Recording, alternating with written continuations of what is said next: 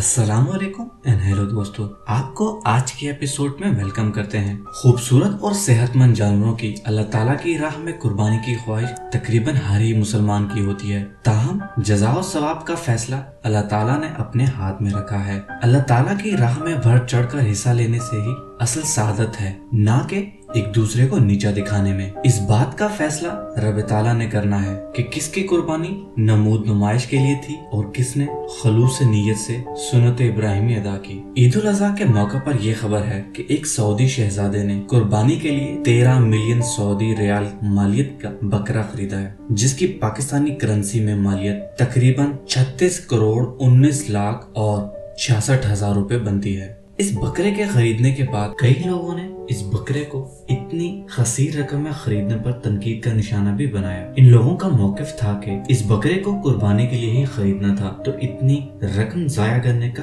क्या फायदा। जितने में ये बकरा खरीदा गया है, इतने में ये दुनिया के बहुत से भूखे लोगों का पेट भर सकता है। दोस्तों, आज के एपिसोड के लिए इतना ही, लेकिन हम एक और मजेदार एपिसोड के साथ दोबारा आएंगे।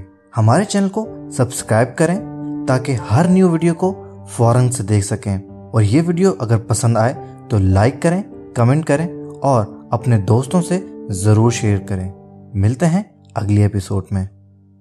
मेरे YouTube चैनल को सब्सक्राइब करें और इस बेल आइकॉन को ऑन करें ताकि आप हमारी नई आने वाली हर वीडियो को फौरन से देखें।